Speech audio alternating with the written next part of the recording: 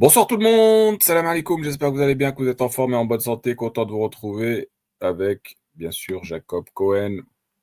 Bonsoir, bonsoir à tous, ravi de vous retrouver.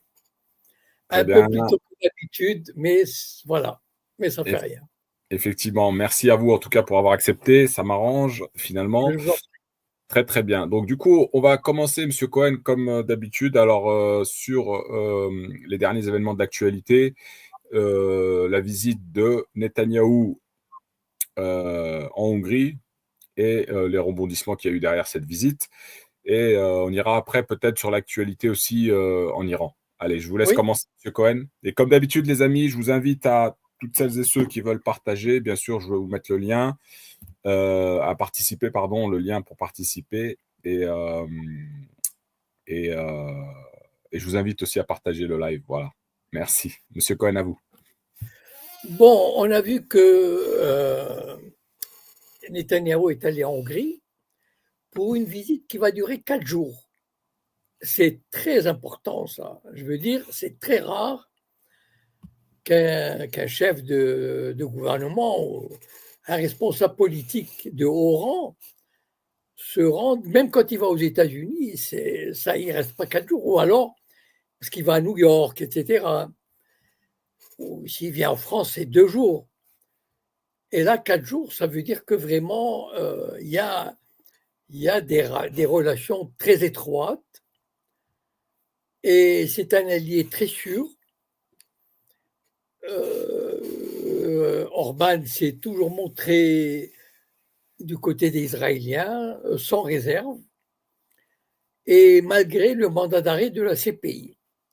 Bon, apparemment, enfin, d'après ce qu'on a vu, la Hongrie s'est retirée de la CPI.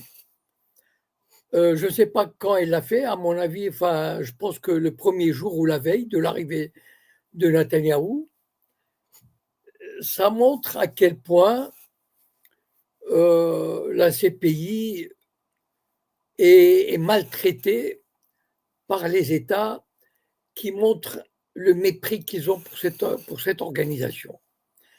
Et donc, il ne faut pas trop, comment dire, s'appuyer trop là-dessus. Euh, Regardez, un petit pays comme la Hongrie, le mépris qu'il montre pour cet organe judiciaire et pour ses décisions, ça, ça frôle enfin, je veux dire, le mépris. Mais en fait, pourquoi je voulais en parler? Parce que je voulais que les Arabes en général et les Palestiniens en particulier ne comptent pas trop là-dessus. Voilà. C'est-à-dire que malheureusement, on a vu par le passé et on verra encore aujourd'hui et demain, on s'accroche à des décisions internationales de justice ou de l'Assemblée générale ou de Conseil de sécurité ou de la CI, la Cour internationale de justice. Je ne dis pas qu'il ne faut pas le faire, mais c'est pas, vous savez, en mathématiques, vous vous rappelez, on disait une condition nécessaire, mais, mais pas suffisante. Voilà. C'est-à-dire qu'il faut que ça soit une condition nécessaire et suffisante pour que ça ait du poids. Or, un vote de la CPI, c'est nécessaire, mais ce n'est pas suffisant. Et ceux qui s'appuient là-dessus pour croire, ça y est, on est arrivé, se trompent lourdement. Et malheureusement, vous savez, le nombre des résolutions internationales, le nombre de décisions des juridictions, ou même du Conseil de sécurité. Hein. Je vous rappelle que le Conseil de sécurité a voté en 1969, donc ça fait un bout de temps, la résolution 242 du Conseil de sécurité demandant à Israël de rendre les territoires occupés 2 ans auparavant. ce qu'il n'a évidemment pas fait et qu'il ne fera pas. Une décision de justice, elle est nécessaire, mais il faut qu'il y ait un rapport de force qui l'accompagne. Voilà. C'est-à-dire, quand je dis un rapport de force, ce n'est pas nécessairement militaire. C'est là, à mon avis, l'erreur de pas mal de... Quand je dis d'Arabes, c'est pas ne vous méprenez pas, mais disons de responsables, de ceux qui ont des responsabilités dans ce domaine, que ce soit des journalistes, des youtubeurs, ou des politiques, ou des philosophes. Je pense qu'il faut avoir la lucidité d'opposer, de préparer un rapport de force capable, peut-être pas de renverser la dominance judéo-sioniste, mais au moins de la contrecarrer. Voilà. Or, ce n'est pas le cas, malheureusement, ce n'est pas le cas. Et sur le plan de l'information, de la contre-information, de la contre-propagande, je l'ai dit souvent et je me répète malheureusement, il faut rétablir un rapport de force pour contrer la domination sioniste et permettre d'appliquer, de tirer profit de la résolution de la décision, par exemple, de la CPI. Vous savez, il y a 2 semaines, j'ai envoyé à Ouari, peut-être qu'on la verra dans une semaine, une vidéo du ministre des Affaires étrangères de l'autorité palestinienne qui, justement, faisait référence à une décision de la Cour internationale de justice qui avait déclaré la colonisation et l'occupation illégale. Et ce ministre, entouré d'une dizaine de personnes, s'est cru s'est cru autorisé à dire « Moi, franchement, je suis désolé, mais j'avais pitié de lui. » Voilà. Parce qu'il disait voilà, il y a la décision de la CIJ et nous exigeons que l'occupant israélien se retire de tous les territoires occupés immédiatement et sans condition. Franchement, on a envie, moi je suis désolé, j'ai envie de rigoler. Il y a un éclat de rire. Je ne sais pas s'il se rend compte du ridicule. Vous savez, s'il est là, je ne sais pas, il était à New York, s'il parlait à New York et qu'il va retourner à Ramallah, c'est parce que le patron sioniste le veut bien. Voilà. Il l'autorise à partir à New York et il l'autorise à revenir. Et il l'autorise à faire sa déclaration. Alors, à un moment donné, il faut éviter le ridicule. Je sais bien que le ridicule ne tue plus, mais à un moment donné, il faut être un peu cohérent. Voilà. Donc, je ne vais pas revenir sur la collaboration. On fera ça une autre fois. Quand on parlera, si on revient sur les accords d'Oslo. Mais le drame, c'est quoi? C'est pas qu'il fasse ces déclarations. C'est pas que l'autorité palestinienne fasse semblant de croire à la solution de 2 États. C'est parce qu'elle mène le monde arabe dans l'impasse et le peuple palestinien dans l'impasse. Lorsque les Arabes écoutent un ministre des Affaires étrangères ou un président de l'autorité palestinienne dire ceci, cela, etc., il a l'impression que ça va arriver. Et c'est ça le drame, c'est qu'on mène les peuples arabes dans l'impasse. Au contraire, il faut leur dire, nous n'y arriverons pas. Nous n'y arriverons pas. c'est pas la voie qui va nous permettre de nous rétablir dans nos droits. Voilà. Il faut avoir un langage de vérité de temps en temps quand même. Donc, voilà ce que je voulais, les réflexions, et ça montre, voilà, finalement, en fait, le mépris. Enfin, je reviens sur, c'est terrible. Vous savez comment Netanyahou a été accueilli en Hongrie comme avec un faste extraordinaire. Donc, une visite de 4 jours. C'est une gifle à la face du monde et du monde arabe et des Palestiniens. Donc, il faut revenir à plus de réalisme et il faut voir comment on peut combattre. Voilà. Voilà, ben, s'il y a des questions.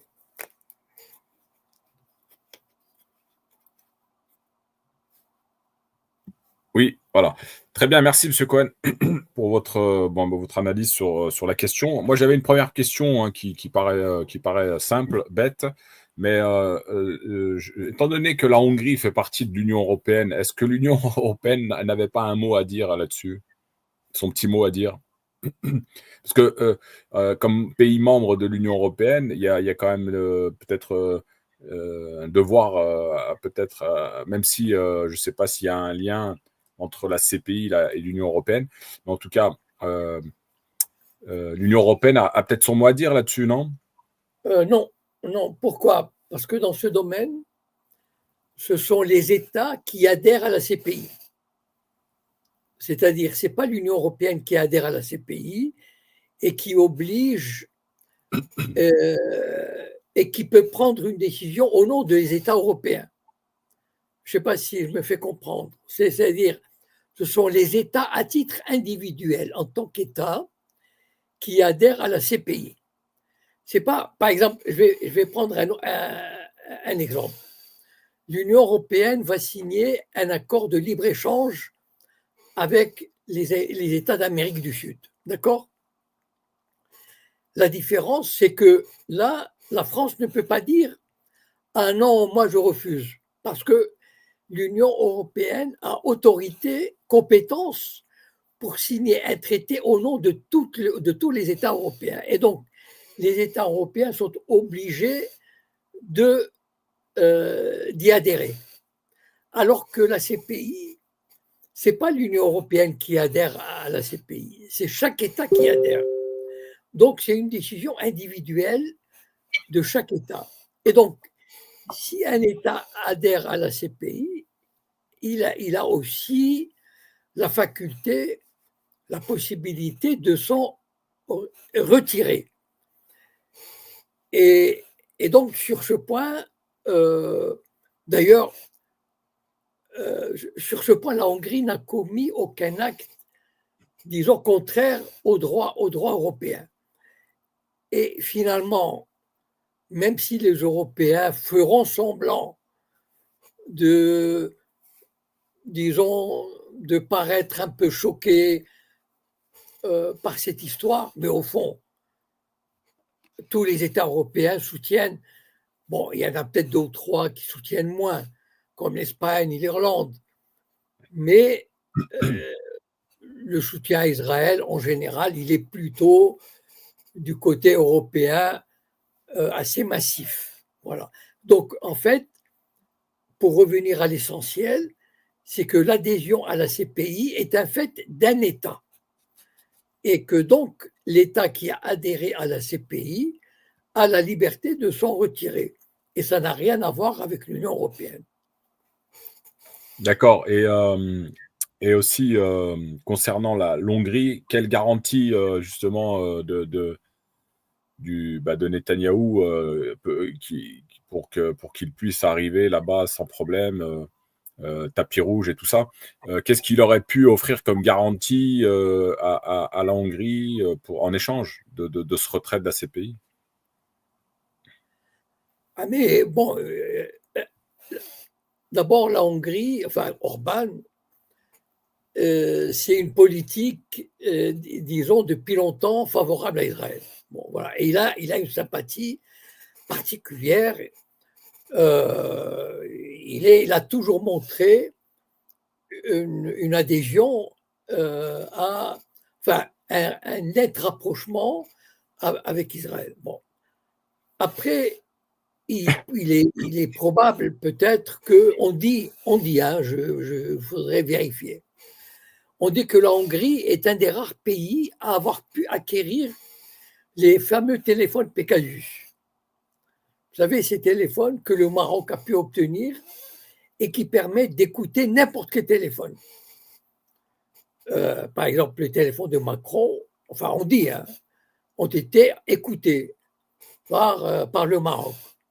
C'est-à-dire que le logiciel Pegasus développé par les Israéliens, il est capable de entrer dans n'importe quel téléphone. Bon. Et on dit que la Hongrie, il y aura probablement d'autres. Par exemple, le soutien d'Israël à la Hongrie peut se manifester au sein du Congrès américain, qui, bon, on connaît quand même l'influence.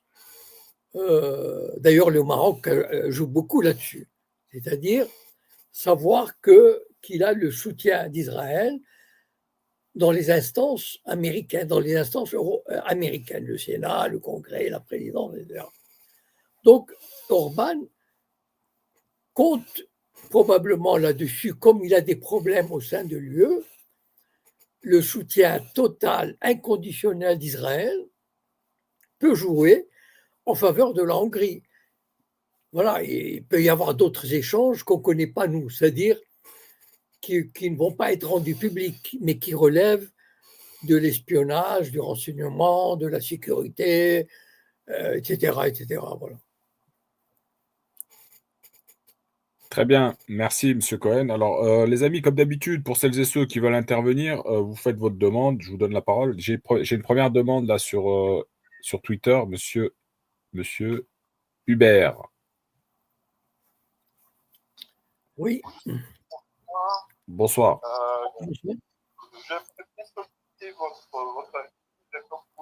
Alors, attends, malheureusement, on t'entend pas très bien. Est-ce que tu peux régler ton... Voilà, là c'est un peu mieux, vas-y. C'est le réseau. Pas forcément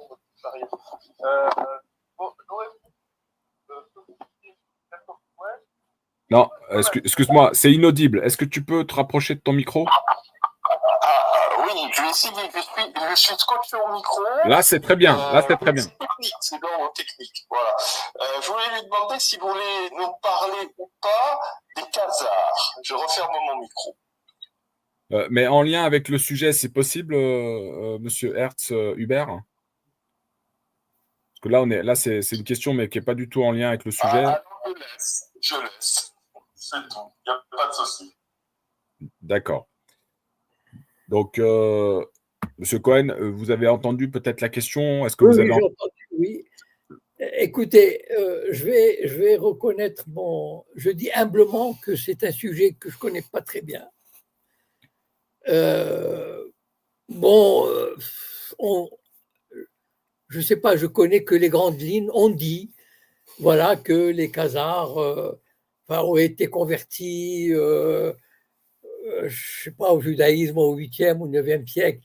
Mais franchement, c'est un sujet que je ne maîtrise pas du tout.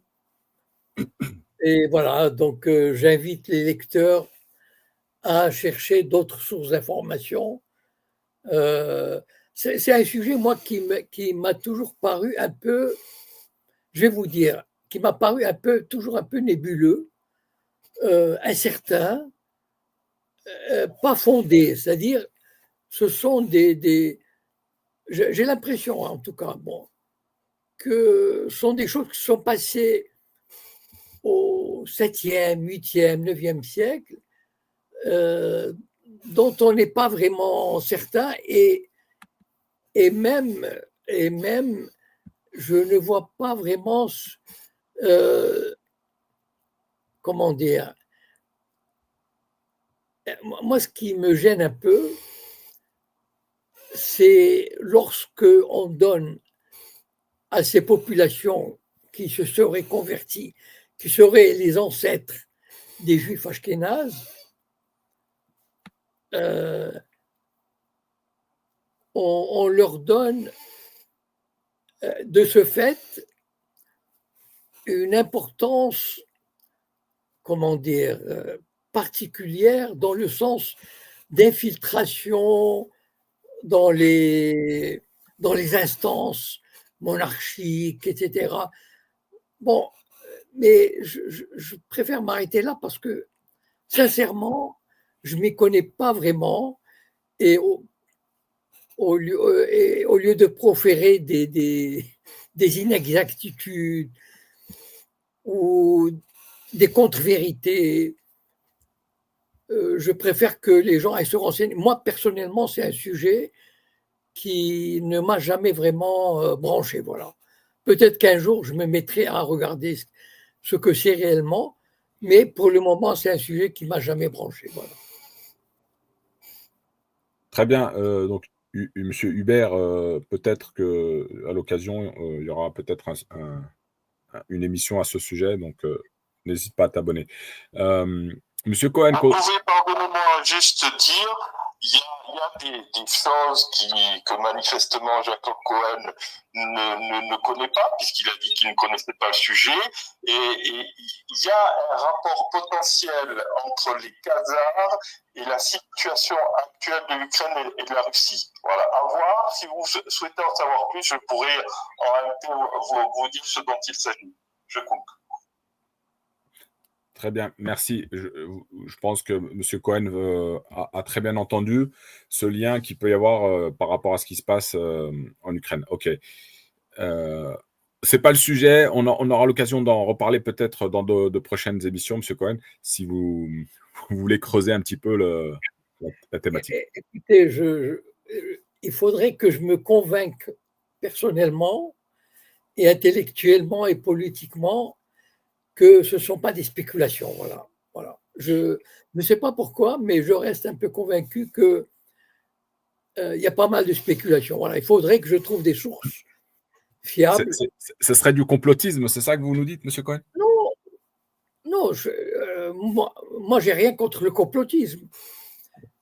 Je veux dire, vous savez, par exemple, on a dit que le fait de dire que le virus a été élaboré dans un centre de recherche à Wuhan, c'était du complotisme. Bon, or, il s'est avéré aujourd'hui, il s'avère que c'est vrai. Bon, donc, dans ces conditions, moi, je suis vachement complotiste. C'est-à-dire, j'adhère à pas mal de réalités, mais il faut faire la différence entre le complotisme et les spéculations. Voilà. Le complotisme, c'est de dire des vérités qu'on veut cacher, comme l'assassinat de Kennedy, par exemple. Et les spéculations, ça veut dire qu'on dit à peu près n'importe quoi sans base historique, politique, concrète. Voilà. C'est la différence que je fais. D'accord, et je vais poser une petite question, vu que je viens de voir un petit commentaire là. Y a-t-il Oui. un lien justement entre l'Ukraine et Israël?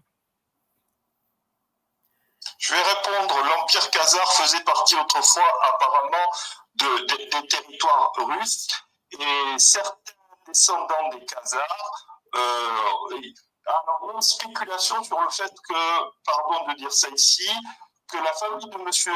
Netanyahou soit peut-être d'origine khazare. Voilà, je referme. Ok, très bien. Monsieur Cohen? Non, je vais répondre à votre question sur le lien entre Israël et l'Ukraine. Bon.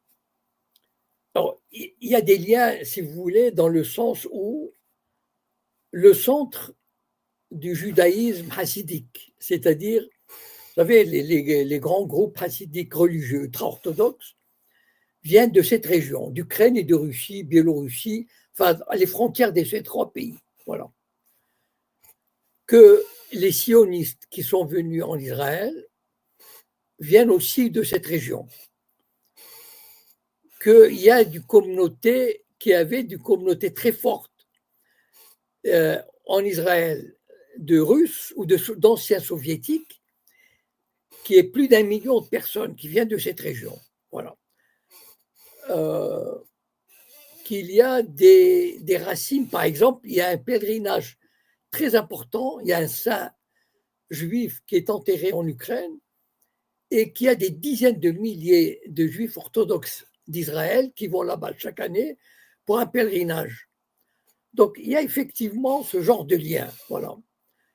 Mais moi, enfin, je suis d'accord qu'il y a ces liens, mais je ne vois pas, enfin, il m'est difficile de remonter au Khazar, voilà.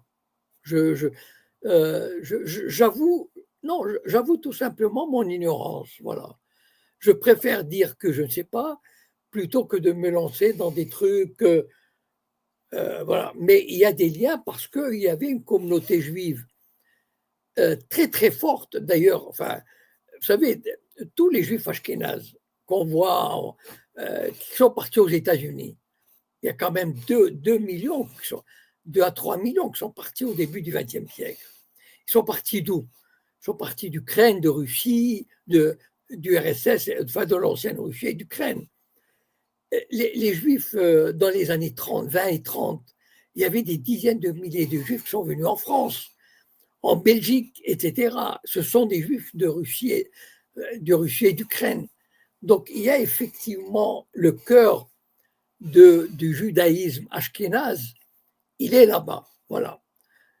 Et moi, personnellement, je n'avais jamais entendu le mot khazar avant quelques années. C'est-à-dire que quand j'étudiais ou j'entendais parler des juifs ashkénazes, par exemple dans les années 60, 70, j'étais à Paris, puis je suis allé à Montréal, etc. Et j'entendais parler des juifs ashkénazes et tout. À l'époque, on ne parlait pas de khazar. Voilà. Ce terme-là, j'ai l'impression qu'il a été, il a reçu une identité nouvelle, une publicité nouvelle. Alors, voilà, c'est pour ça que si vous posez la question à des juifs ashkénazes qui ont vécu en France dans les années 60, 70, vous leur dites le mot khazar, ils ne savent rien du tout de tout ça. Voilà, c'est ça le truc. Moi, dans la tradition juive, je ne sais pas, moi j'ai lu Shlomo Sand qui a parlé de pas mal de choses.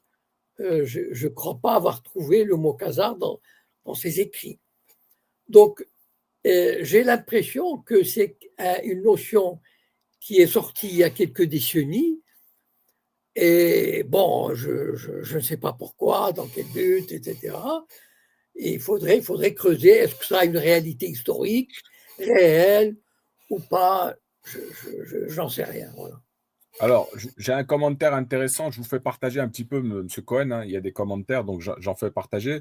C'est Patrick qui nous dit les Khazars, une invention des musulmans pour dire que les Ashkénazes n'ont pas de lien avec la Judée. C'est possible, je ne sais pas. C'est-à-dire, en fait, encore une fois, je vous assure, enfin, bon, moi, j'ai quand même étudié un peu le judaïsme séfarade, ashkénaze, etc. J'étais à Paris, on avait des contacts avec les ashkénazes, les orthodoxes ou libéraux, etc. J'ai lu des bouquins de l'époque et tout, et le mot khazar ne m'est jamais apparu. Voilà. Et donc, à mon avis, moi j'ai l'impression que c'est une création récente. Enfin, quand je dis récente, ça veut dire peut-être 30, 40 ans. Voilà. Ah, mais les musulmans, ils ont bon dos, hein, ils ont. Oui, c'est vrai qu'on leur met tout ça. Mais je voulais vous faire partager ce commentaire de Patrick. Bon, Qui, moi voilà.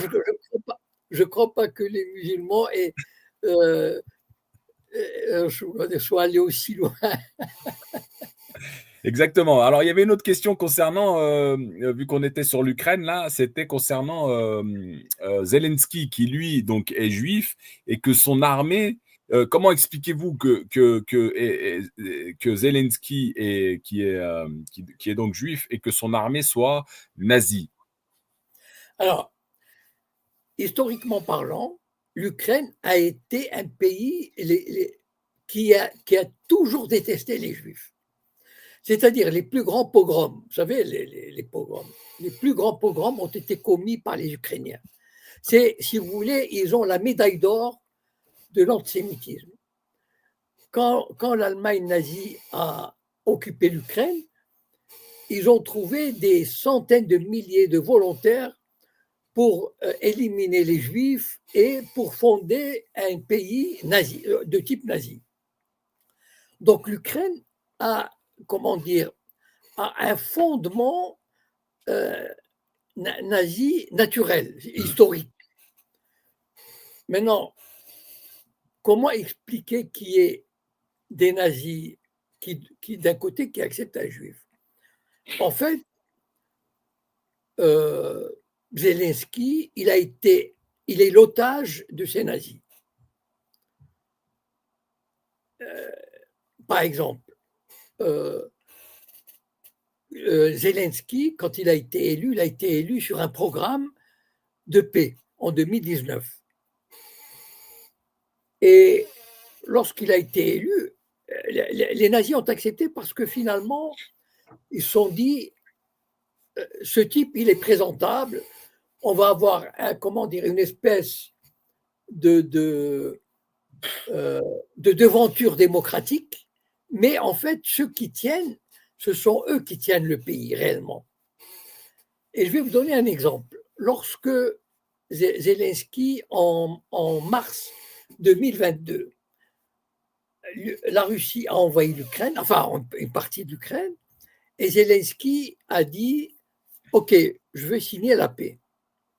Bon, aujourd'hui, tous les historiens, enfin crédibles, il a changé d'avis en 24 heures.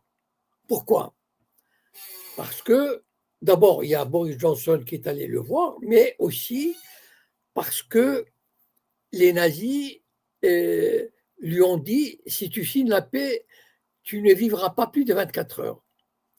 Et d'ailleurs, si vous écoutez par exemple des gens comme Jacques Beau, enfin les types qui connaissent bien cette situation, ils disent toujours que Zelensky, il peut pas, s'il a le malheur de signer la paix avec la Russie, il ne vivra pas plus de 24 heures.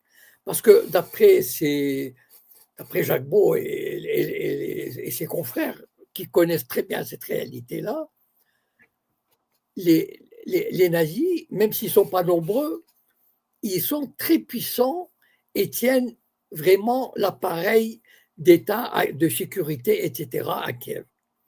Et donc, il est le otage, finalement.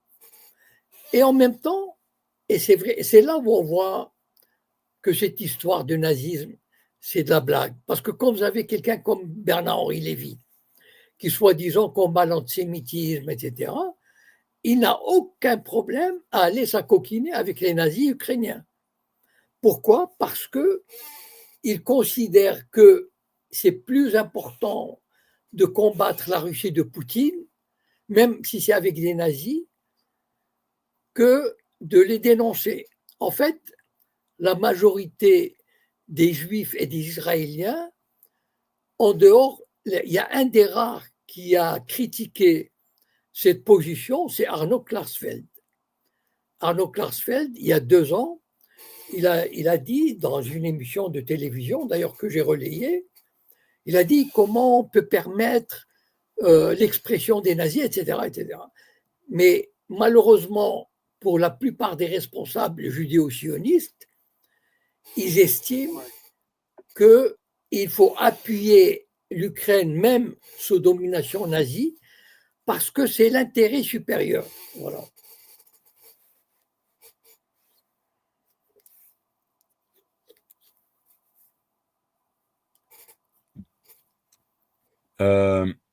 Ok, alors il y avait une autre question concernant le sujet où on pourrait. Non, on va peut-être basculer sur.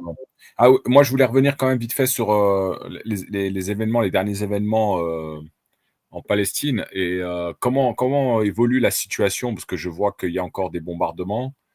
Ben, très, très mal. C'est-à-dire que, en fait, d'après ce que je vois, je suis, euh, les Israéliens reprennent quasiment non seulement les bombardements sur Gaza, mais une offensive terrestre. Ça veut dire qu'ils réoccupent de territoire, pas de façon générale comme ils l'ont fait après octobre, après le 7 octobre, mais avec beaucoup plus de prudence, mais beaucoup plus, de façon plus systématique. Ils sont en train de réoccuper des zones, d'élargir des zones de sécurité, de vider certaines zones et de rétablir vous savez, ce qu'on appelait les fameux canaux qui coupent la bande de Gaza en trois, le Netzarim au centre, etc.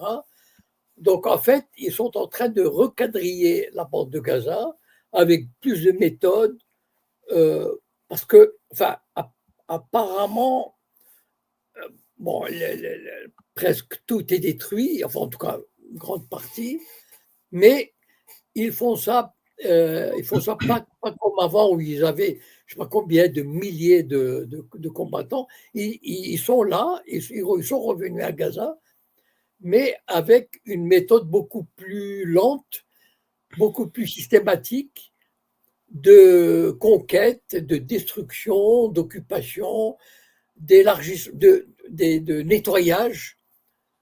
Et ça, comment dire ça, cela va en s'intensifiant. Voilà. Ah, il y a quand même eu une frappe qui aurait touché une école hein, dans un quartier, le quartier de Toufa. Et Oui. du coup, Alors, il y a un fait que j'ai entendu sur les télévisions américaines, que les Israéliens auraient assassiné, enfin non, pas, ils ont assassiné 15 fonctionnaires de l'ONU qui s'occupaient de la santé. 15, un par un. Ils les ont abattus. Et j'ai entendu ça sur le site de Judging Freedom avec Mersheimer, etc. Et donc, c'est vraiment des sources très, très fiables. Et donc, c'est vraiment, enfin, et dans l'impunité la plus totale, parce que ces Américains se demandaient, mais comment on peut tolérer des choses pareilles, c'est-à-dire 15 fonctionnaires de l'ONU s'occupant de la santé qui ont été abattus un par un. et, Voilà, il se et passe des choses. justement à ce sujet, le haut commissaire de l'ONU, il a qualifié ça de possible crime de guerre. Oui, mais malheureusement, enfin, je veux dire, on n'en est pas au premier. Hein. Si on Oui, oui, compte bien sûr. depuis l'invasion de Gaza, il y en a, on est au moins au centième crime de guerre. Enfin, mais voilà, ce qui est terrible dans cette histoire, enfin, dans cette affaire, c'est l'impuissance des pays, de la communauté internationale, le silence des médias, enfin, le quasi-silence des médias, et vraiment, et la répression aux États-Unis, il y a une répression en ce moment contre, notamment dans les universités. Par exemple, il y a des étudiants étrangers qui sont légalement installés aux États-Unis, qui font des doctorats, etc., et qui sont menacés d'être éjectés du territoire, de perdre leur carte verte, etc. Il y en a même un qui est très connu, enfin j'ai oublié le nom, qui a préféré s'en aller plutôt que de faire la prison, alors qu'il était en règle, etc. Donc, toute contestation, toute protestation dans les universités est poursuivie avec, je crois que c'est pire qu'en France. Et ça, c'est incroyable. Alors, quand j'écoute les Américains, ils n'en reviennent pas que dans ce pays où la liberté d'expression est érigée en principe constitutionnel selon l'article 2, soit à ce point ignorée par l'administration, par la justice, etc. Voilà. Malheureusement, c'est la réalité, la terrible réalité. Voilà. Ok, très bien, merci Monsieur Cohen. On va aller sur le sujet aussi des tensions qu'il y a à l'heure actuelle entre les États-Unis et l'Iran. Comment voyez-vous la situation évoluer? On a une déclaration de l'Iran qui dit qu'elle elle serait prête comment dire, à riposter très fortement en cas d'attaque. Moi, je pense, enfin, c'est une intuition, hein, parce que, je veux dire, je ne suis pas du tout dans les secrets des dieux. Moi, j'ai l'intuition qu'il n'y aura pas de guerre. Voilà. Vous savez, ça fait 20 ans que l'axe américano-sioniste, comme on l'appelle, rêve d'en découdre avec l'Iran. Voilà. Et ça fait 20 ans qu'ils hurlent, qu'ils disent qu'ils vont attaquer, etc. Et qu'ils ne le font pas parce qu'ils savent, ils connaissent le prix à payer. Voilà. Et aujourd'hui, le prix à payer sera encore beaucoup plus fort, beaucoup plus terrible. Parce qu'il y a des bases américaines qui sont très vulnérables dans l'océan Indien. Israël peut recevoir des centaines de missiles. Je ne sais pas si la prochaine fois, ça sera vraiment de vrais missiles avec tout ce qu'il faut. Je ne pense pas que la Russie et la Chine resteront les bras croisés. Et donc, à mon avis, comme ça, je dirais que c'est plutôt la méthode Trump. C'est-à-dire, il vient avec ses gros sabots et il dit il faut qu'on trouve un accord. Or, l'accord qu'il veut proposer à l'Iran, c'est quasiment un accord de reddition, c'est-à-dire d'accepter des conditions draconiennes, alors que il ne faut pas oublier quand même qu'il y avait eu un accord entre l'Iran et les grandes puissances, signé en 2015 par Barack Obama, et qui donnait pleine satisfaction à tout le monde, à tous les pays, sauf à Israël. Parce que Israël ne veut pas que l'Iran se développe et des relations normales, économiques, commerciales, financières, avec les autres pays. Et donc, Israël invente cette histoire, cette menace nucléaire, pour contraindre l'Iran, pour amener les États-Unis à faire la guerre à l'Iran. Bon, ou bien à prendre des sanctions, etc. Et Trump a dénoncé ce traité, cet accord, en 2018. Et maintenant, il revient alors que l'Iran s'est déclaré prêt à négocier un nouvel accord, mais pas aux conditions envisagées par Trump. Parce que j'ai l'impression que Trump, aujourd'hui, cherche à dissuader l'Iran, cherche à écraser l'Iran avec des menaces telles que, comme si l'enfer allait s'abattre sur ce pays. Or, je ne crois pas. Je crois pas que, d'abord, Trump n'a pas besoin d'une nouvelle guerre. Franchement, ça risque de détruire complètement son monde, enfin de détruire, de l'handicaper pour les 3 années qui lui restent dans la présidence. Parce que c'est bien joli de déclarer la guerre, mais l'Iran, c'est pas l'Irak, c'est pas le Hezbollah. Et donc, ils ont des moyens de riposte, sans compter que, d'après les spécialistes américains que j'écoute, les Iraniens n'ont pas la bombe nucléaire, mais ils ont tout ce qu'il faut pour la préparer en une semaine.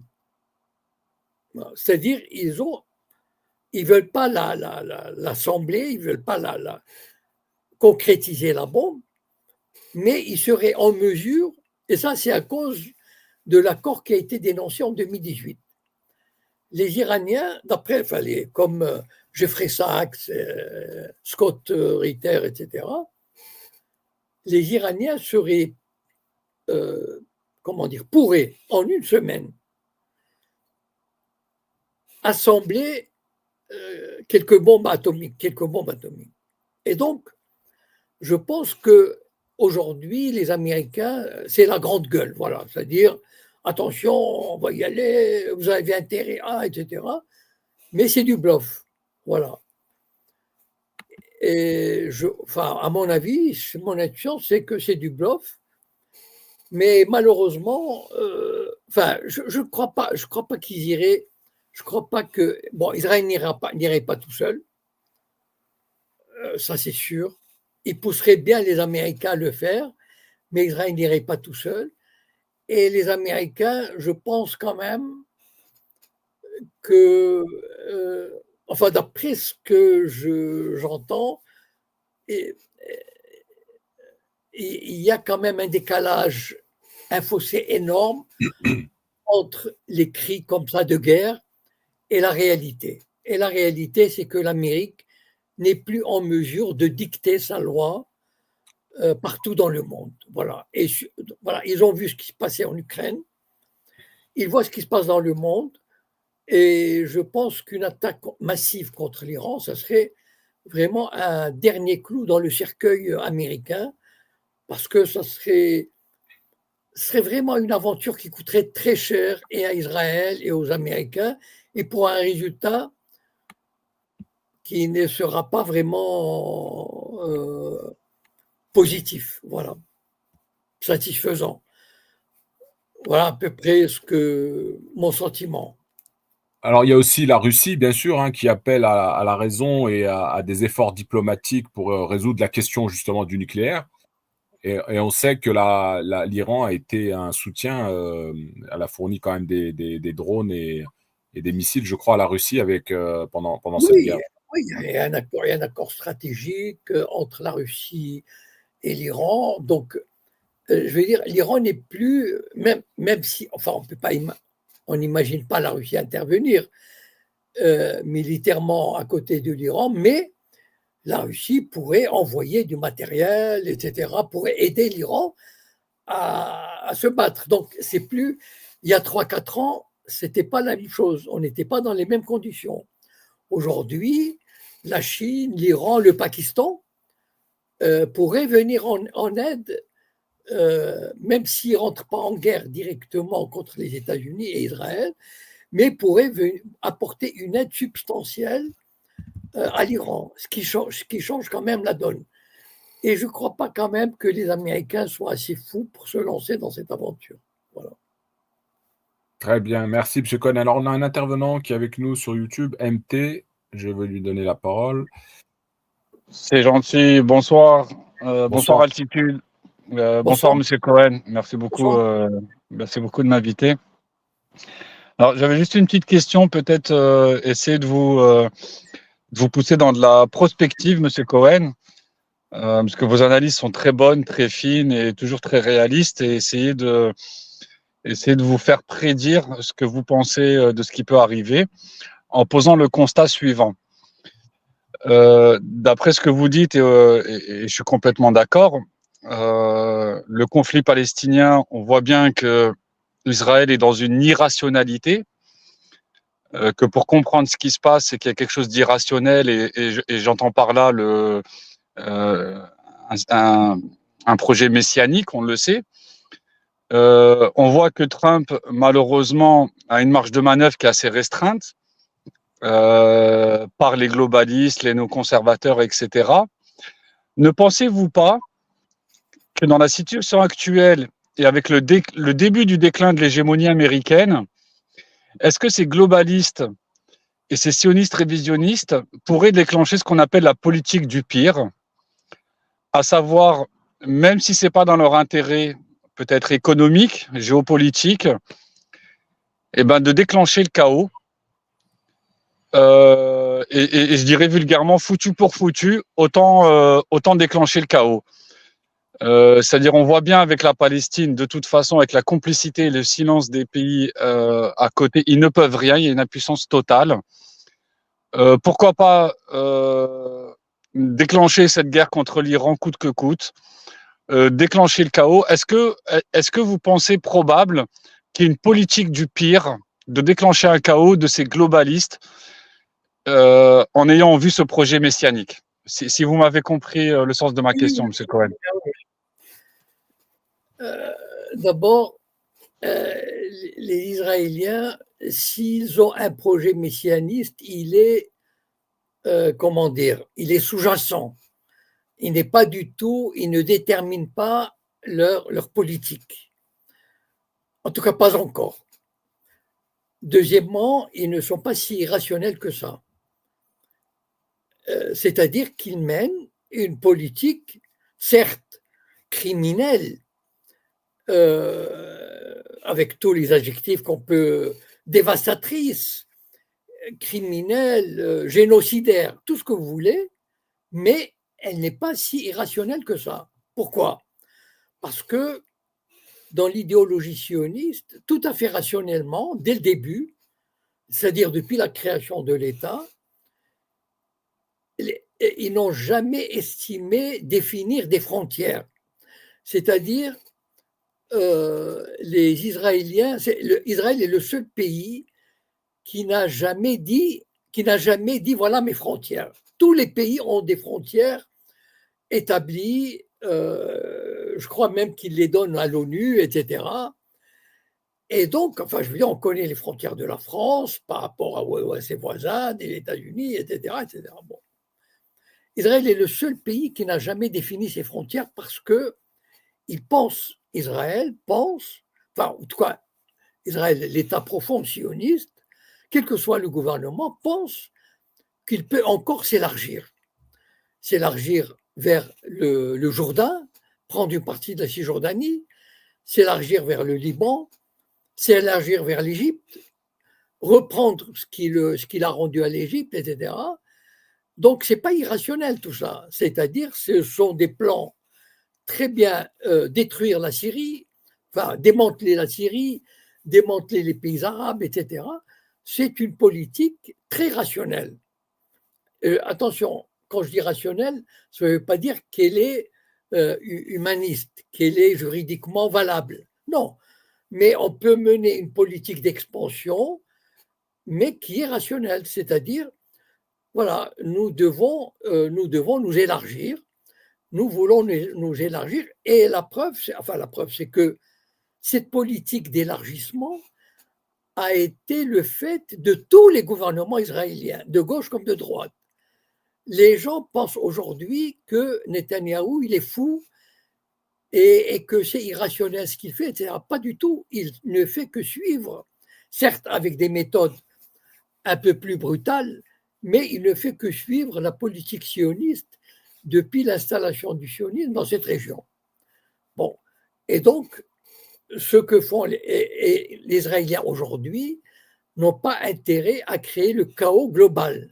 Pourquoi ils feraient ? Ils sont en position de force. Les pays arabes, pratiquement, ceux qui ont normalisé, ils ont accepté la domination israélienne. Ceux qui n'ont pas normalisé, ils ne mouftent pas. Donc, Israël, il fait quasiment ce qu'il veut dans le pays. Il est en train de nettoyer petit à petit l'intelligence ou le cynisme des Israéliens, c'est de faire les choses de manière, comment dire, presque insensible. Regardez par exemple la colonisation de la Cisjordanie, ça a pris 40 ans pour passer ou 50 ans pour passer de 0 à 800 000. Donc, et lorsqu'ils aujourd'hui se sentent assez forts, ils peuvent se permettre de nettoyer quelques villages par-ci par-là de Palestiniens. Donc, de commencer le nettoyage ethnique. Ils ne font pas ça de manière à créer le chaos. Je pense que ce sont des gens très rationnels et qui mènent une politique rationnelle. Et donc, il n'y a aucune raison qu'ils mettent le chaos. Et d'ailleurs, ils ne mettront ils diront foutu pour foutu à ce moment-là, on détruira tout le jour où ils seront sur le point d'être vaincus militairement parlant. Voilà. À ce moment-là, oui. Mais je ne pense pas que ce soit le cas, ni aujourd'hui, ni à court terme. Et donc, il ne faut pas confondre irrationalité et comment dire, et violence gratuite, ou ce sont tout ce que font les Israéliens, même ce qui se passe à Gaza, c'est vraiment calculé de manière à contraindre cette population soit à partir, soit à crever sur place. C'est très rationnel. C'est-à-dire, ne me faites pas dire ce que je dis pas, c'est pas une défense. Mais dans l'optique des sionistes, c'est rationnel parce qu'ils ont un objectif et ils veulent l'atteindre. Voilà. Et donc, c'est rationnel, sans tomber dans le chaos, sans créer le chaos qui pourrait amener des pays arabes à se dire, bon, on n'en peut plus, là, il faut intervenir. Et donc, ils font juste ce qu'il faut pour que ça reste comme ça. Maintenant, vous savez, moi, depuis que je suis la politique, je peux vous dire que depuis au moins 20 ans, 25 ans, les Israéliens rêvent de bombarder l'Iran. Voilà. C'est, comment dire, c'est récurrent. Et ils ne le font pas. Donc, ils savent, donc ils se rendent bien compte qu'ils ne peuvent pas le faire et qu'ils n'ont pas les moyens de le faire, et donc ils ne le font pas. Voilà. Ce qu'ils peuvent se permettre avec la Syrie, avec le Liban, etc., ils ne le font pas avec l'Iran parce qu'ils sont justement, ils sont rationnels, ils sont logiques, et ils savent qu'ils ne peuvent pas le faire. Maintenant, évidemment, ils voudraient bien pousser l'Amérique à le faire à leur place. Mais l'Amérique n'a pas envie de s'engager dans cette aventure pour le moment. Et donc, les Israéliens vont, à mon avis, vont continuer dans cette optique, et plus ils dominent, et plus les pays arabes alentours ferment leur gueule et ne protestent que mollement, et plus ils iront plus loin. Voilà. Mais de manière à, encore une fois, de manière à ne pas créer justement les conditions d'un bouleversement, d'un conflit généralisé qui amènerait des pays arabes écœurés, comme l'Égypte, la Jordanie, etc., à se dire, bon, cette fois, on n'en peut plus, on va intervenir. Voilà. Monsieur Cohen, je vous remercie beaucoup de votre réponse et j'ai bien compris. Mais ce que je comprends, c'est qu'en fait, dans la rationalité de l'objectif sioniste, ils se servent d'une certaine irrationalité, je parle du projet messianique, pour atteindre leur objectif rationnel. Mais là où je trouve un paradoxe, c'est n'y a-t-il pas en fait une irrationalité à vouloir entraîner même les États-Unis dans une guerre avec l'Iran? Parce qu'on va dire que les États-Unis, c'est encore la partie rationnelle. Mais eux, quand ils veulent pousser les États-Unis à attaquer l'Iran, il y a, en fait, pour résumer, c'est que est-ce que dans ce projet messianique du Grand Israël, au final, ce n'est pas irrationnel? Est-ce que dans leur objectif rationnel, ce n'est pas tout simplement irrationnel?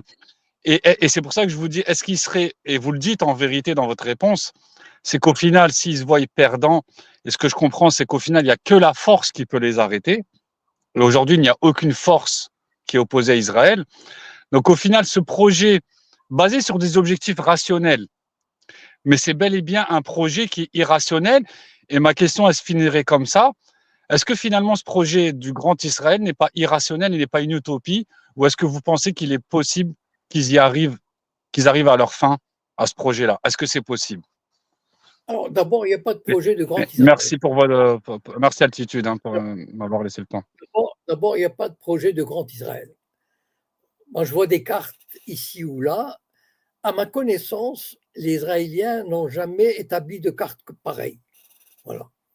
Peut-être elles circulent, mais les Israéliens, quand ils ont eu leur État, ils ne sont pas dit, enfin à ma connaissance, je n'ai jamais vu, comment dire, de carte. Voilà. On dit voilà notre objectif final. Ils sont beaucoup plus rationnels que ça, beaucoup plus pragmatiques que ça, beaucoup plus intelligents que ça. C'est-à-dire, ils se disent, OK, on va profiter de chaque on va profiter de chaque guerre, chaque conflit, chaque possibilité, chaque conjoncture pour élargir notre pays. D'accord? Ils ont pris la Cisjordanie, ils avaient pris le Sinaï, mais ils l'ont rendu, ils avaient pris le Sud-Liban, mais ils l'ont rendu, mais ils n'ont pas perdu leur objectif d'élargir leur pays, sans, à ma connaissance, encore une fois, sans s'être jamais fixé ce grand Israël qui apparaît mythique, et pour une raison simple. Vous savez, ce grand Israël est impossible. Pourquoi? Pour la simple et bonne raison que les Israéliens ne sont que 10 millions d'habitants, dont 3 millions d'Arabes. D'accord? Donc, ils sont 7 millions de Juifs. Comment voulez-vous qu'ils accroissent leur territoire de 400% alors que déjà, avec ce qu'ils ont comme population, ils arrivent à peine à maintenir enfin, à défendre ce territoire. Vous voyez ce que je veux dire? C'est-à-dire comment ils vont pas, et puis ils vont rencontrer des résistances. Ils sont pas aussi, comment dire, je sais pas, à l'étranger d'ici, on leur attribue des visions comme ça, messianiques. On aime bien mettre le terme messianique comme si on leur donnait une irrationalité. Ce sont des gens, l'État profond sioniste est très rationnel, très cohérent, il sait où il va, et il va là où il peut, et il sait reculer. Il a rendu le Sinaï à l'Égypte parce qu'il le fallait bien, il s'est retiré du Sud-Liban parce qu'il a trouvé, mais il ne perd pas espoir. En même temps, mais regardez avec quelle difficulté il a à s'étendre un petit peu en Syrie, à s'étendre un petit peu au Liban. Et vous voulez qu'il multiplie le territoire qu'il a par 3 ou 4. Enfin, qu'il conquiert la Jordanie, une partie de l'Irak. Il faut quand même. Non, je crois que c'est. Je ne sais pas, peut-être il y a eu un écrit. Vous savez, il y a eu des sionistes révisionnistes dans les années 20 et 30. Je parle de 1920-1930. Oui.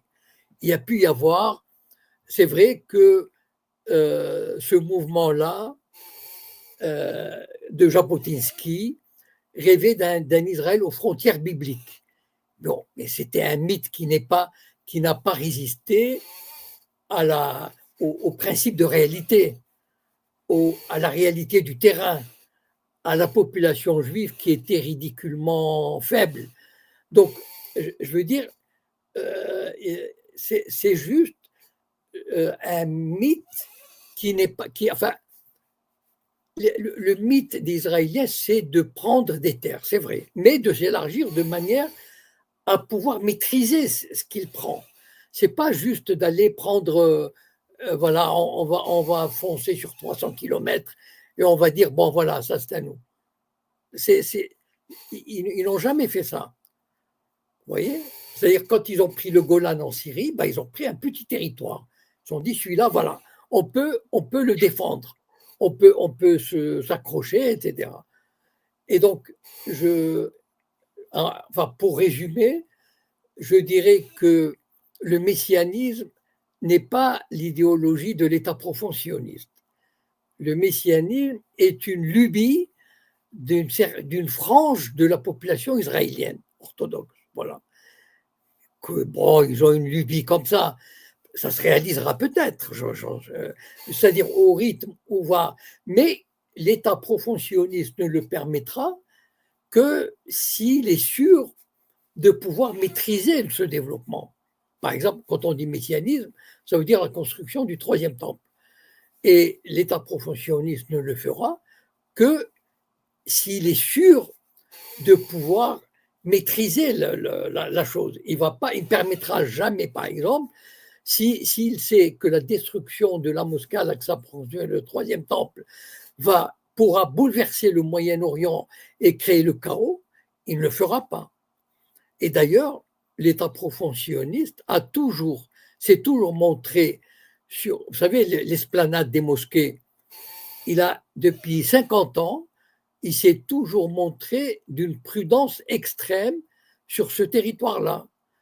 il collabore avec les autorités jordaniennes pour qu'il y ait le moins de malentendus possible, etc. Parce qu'ils savent aussi, enfin, ils ne sont pas, voilà, ils sont pas bêtes. Donc, ils sont rationnels et ils le feraient le jour où ils seraient certains que ça ne déclencherait pas un chaos qu'ils ne voudraient pas d'ailleurs. Voilà. Très bien, merci Monsieur Cohen. On va conclure, on est sur la fin de l'émission. Je voudrais quand même vous puissiez nous donner votre analyse sur les derniers événements aussi qui ont surgi entre le Mali et l'Algérie. Ce drone qui a été abattu par l'armée algérienne. Oui. Qu'est-ce que vous pouvez nous dire si vous avez quelques éléments d'information à ce sujet? Moi, je suis un peu surpris et pas tellement. Parce qu'en fait, j'ai l'impression, voilà, j'ai l'impression que il y a des forces Touareg qui combattent le Mali. Bon. Et j'ai l'impression que l'Algérie ne verrait pas d'un mauvais œil qu'une partie du Mali soit récupérée par ces Touaregs qui auraient la bénédiction d'Alger. Voilà. Vous savez, encore une fois, j'ai déjà dit ici que les États n'ont pas de morale. Voilà. Il n'y a pas d'État vertueux. Un État, quand ses intérêts fondamentaux sont en jeu, il se fiche pas mal du droit international, etc. Ce qu'il veut, c'est défendre son territoire, éventuellement intervenir s'il peut dans les territoires voisins, s'il voit qu'il peut y avoir un danger éventuel, potentiel. Et donc, tout en ne connaissant pas le dossier vraiment, j'avoue, mais je crois que l'Algérie, qui est une puissance sahélienne, elle ne peut pas rester indifférente à ce qui se passe au Mali, au Niger, etc. Donc, elle a son mot à dire, et je pense qu'il y a des Touaregs qui militent. Alors, ces Touaregs, ils combattent les États du Sahel, c'est-à-dire le Mali, le Niger, mais qu'ils ne combattent pas l'Algérie. Je ne sais pas, ils sont aidés par qui, ils travaillent pour qui tire les ficelles. Bon, enfin, je veux dire, moi, je me pose plus de questions que je n'ai des réponses. Voilà. Ce que je veux dire, c'est que bon, malheureusement, c'est une région, comment dire, très difficilement défendable, et que, vous savez, par exemple, comme la France, quand elle a dit qu'elle allait envoyer la force Barkhane pour combattre les terroristes, au contraire, c'est pour empêcher l'État malien de récupérer son territoire. Donc, en fait, les puissances étrangères, les puissances comme la France, enfin étrangères, ça veut dire les puissances autour, ou même la Russie. Il y a eu, par exemple, Wagner qui était présent au Mali, etc. Donc, ce sont des zones très riches, potentiellement riches, et qui, comme il n'y a pas de gouvernement stable, unifié, et qu'il y a des forces centrifuges, c'est-à-dire des forces autonomistes qui pousseraient à, comment dire, à s'éloigner de l'État central, et donc ça attise les convoitises des États autour. Voilà. Donc je pense que je ne peux pas me prononcer sur le drone parce que j'ai pas du tout. J'ai entendu la nouvelle, mais j'ai pas du tout je ne connais pas les tenants et les aboutissants. Donc je ne sais pas, mais voilà, c'est un territoire, le territoire malien, comme le territoire, surtout malien, il est malheureusement, en tout cas une bonne partie de ce territoire, il est l'enjeu de puissances comme l'Algérie, comme la France, comme la Russie, comme d'autres, comme le Maroc un peu plus loin, et qui ont des appétits et qui se disent il ne faut pas que ça tombe entre les mains de quelqu'un qui n'est pas un ami. Voilà. Et donc, il y a des jeux de puissance, d'intervention. Voilà. Oui, alors je vais vous donner quelques informations quand même sur le drone. Donc, Oui. c'est un drone à Bayraktar Akinci, c'est un drone turc hein, Oui. d'une valeur d'après les informations qu'on a pu avoir, et bon, j'ai vérifié, mais 30 millions de dollars ou d'euros. Et le Mali, ouais, ouais, ouais. Oui, c'est le drone dernière génération. Hein. Ah oui, Euh, d'accord. Ah et oui. le Mali, on avait deux, il me semble. Et donc, Ah, donc c'est quelque chose d'important quand même alors. oui, oui, oui. Et donc, ce drone effectuait une mission, soi-disant, de reconnaissance dans la zone frontalière. Bon, il aurait pénétré de 2 kilomètres la frontière, et l'armée nationale algérienne aurait donc sommé je pense qu'il y a eu des sommations de ce que j'ai pu lire. Hein. Il y a eu des sommations qui ont été faites, mais pas de réaction. Du coup, l'armée l'a abattu. Après, du gouvernement algérien. Et il y a un démenti en disant que le drone s'était écrasé. Donc, il y a vraiment une guerre d'information à ce sujet-là. Qui dit vrai? Non, c'est difficile d'avoir même une information correcte, c'est très difficile de l'avoir. Parce que, bon, vous savez, un drone qui viole 2 kilomètres, c'est pas non plus. Enfin, je sais pas, bon, voilà. C'est difficile vraiment disons, c'est une zone assez quand même instable et qui est en proie à des convoitises de pas mal de forces. Bah, c'est un Voilà. signal aussi de l'armée algérienne qu'elle garde bien Oui, ses frontières. bien sûr, évidemment. C'est sûr que en même temps, je ne vois pas le Mali vouloir, déjà qu'ils ont des problèmes, enfin, à rétablir la souveraineté sur leur territoire. Je vois mal le Mali vouloir étendre un conflit ou créer un conflit enfin, dans lequel il n'a aucun intérêt parce qu'ils ont déjà des problèmes à assurer. Ils ont des problèmes avec leurs terroristes, leurs bandes armées, etc. Donc, je vois mal le Mali sacrifier. Enfin, voilà, c'est très difficile de Très bien. Alors, commenter. j'ai un intervenant qui est monté. Là, on va lui donner la parole pour clôturer, et après, on mettra un terme à cette émission. Merci. Arsenic. Bonsoir à vous tous, bonsoir M. Cohen, Bonsoir. bonsoir. Je vous demanderai d'être concis, s'il Altitude. vous plaît. On est en fin Oui, d'émission. oui, je vais être clair. C'est juste pour répondre à ce que a répondu monsieur Jacob Cohen. En fait, il y a un imbroglio, en fait, parce que le drone turc, il peut fonctionner que par satellite. Le Mali n'en possède pas.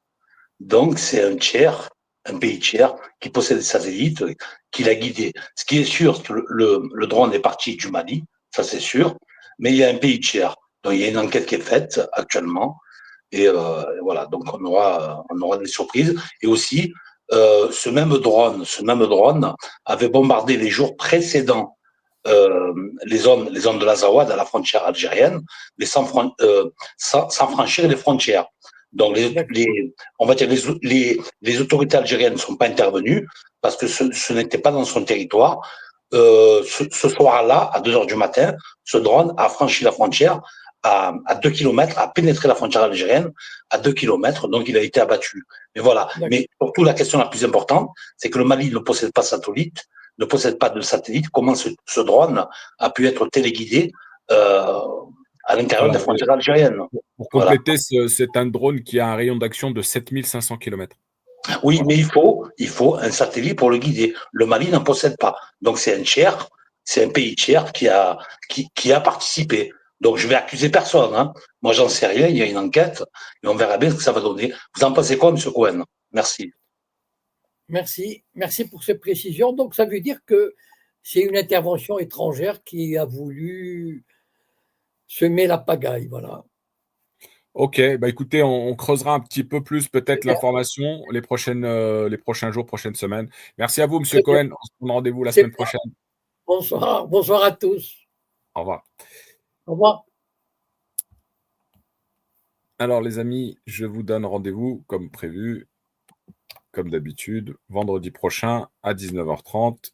Et je vous souhaite un excellent week-end à tous. Que la paix soit sur vous. À bientôt. Salam alaikum.